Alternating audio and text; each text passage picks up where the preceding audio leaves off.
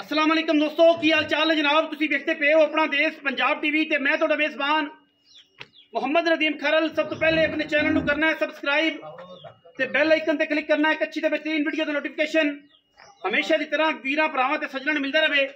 वीरां वास्ते जनाब दो नायाब हीरे, दो जनाब गावां, दोवें दूजना और जनाब बड़ियां जवान इंतहाई खूबसूरत आला क्वालिटी जनाब दाने वीरां जनाब असीं नजर लैके हाजिर होए हैं। थन काले रुग रुग दे जवान गाई सिर तो मोनी शाह काली साहिवाल ते फ्रिजन दा क्रॉस पहले नंबर वाली जनाब गां साडे कोले लोकां तो हट के सारे वीरां तो हट के जिन्ने भी गाई वाले वीर ने उन्हां सारे तो हट के मुल ही देने ने।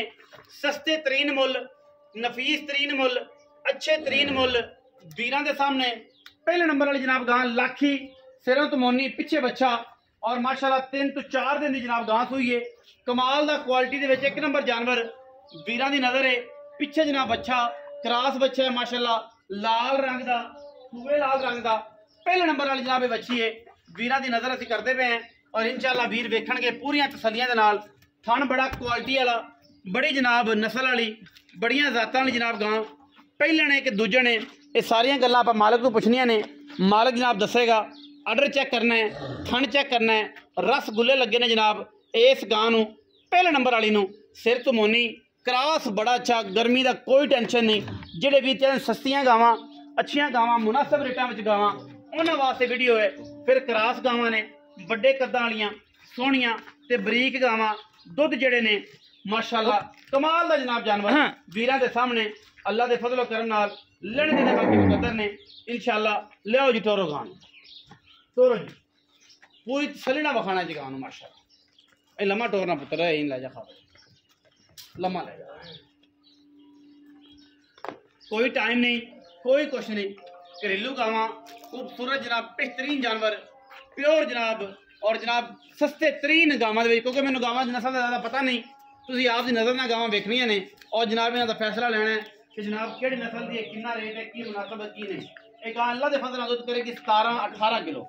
हुण इहदे कोल तकरीबन 14-15 किलो दुध होना है दोवां टाइमां दा। जेड़ा वीर आवे तसल्ली करे, 2 टाइम चो के लै जावे, सानूं कोई एतराज नहीं किसी किस्म दा। साढ़े तसल्ली तरफ 2 टाइम चुआई करा के देंगे, बाकी अल्लाह जाने ते उधर रसूल जाने।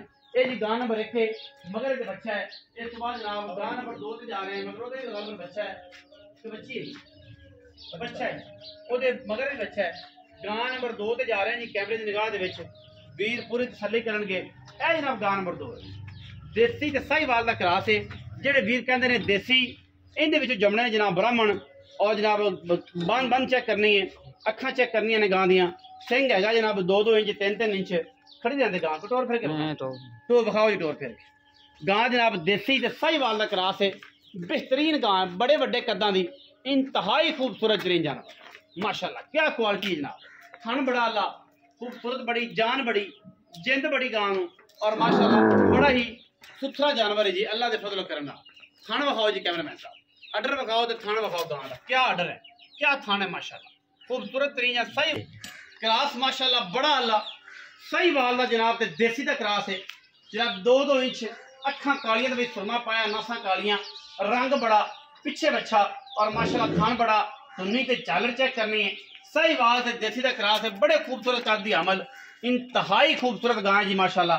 रेट इंतहाई मुनासिब देना गां, बड़ा आला गां दा रेट देना है इंशाल्लाह। देसी है और जनाब जान है अपना खारियां दी, पिंडी दी, गुजर खां दी और जनाब कश्मीर दी। जेड़ा वीर देसी गां दुध पीना चाहता है उन्हां वास्ते जनाब ये गां है और माशाल्लाह बड़ा खूबसूरत और क्लास का जनाब जानवर है अल्लाह दे फजल करना। बाकी लेने देने हमेशा इस तरह मुकद्दर ने जी। दोवें गांवां की तसल्ली करवाई, छोटी जी वीडियो है, वीरां ने पूरी वेखनी है।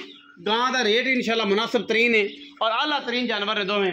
आओ हाँ जी जनाब मियाँ शमौन सखैरा और बबलू आ, बबलू विच मैदान दे आ इत्थे आ जा। अस्सलाम वालेकुम जी। वालेकुम सलाम। चाचा जी की हाल चाल, अल्लाह शुक्र, खैर में तबीयत से ठीक है। बिल्कुल। चाहे शमौन सखेरा साहब 2 गावां, एक पहले नंबर वाली, एक दूजे नंबर। हाँ जी, मुख्तसर जी गल तो मुख्तसर जे पैसे गावां का काम नहीं है अपना, आपन पता नहीं है बारे सारियां घर दियां ने या व्यापार दे अल्लाह जाने। लेकिन तुसी जनाब ने मुख्तसर रेट करने ने, सुआ दसो, दुध दसो ते नवेड़ो।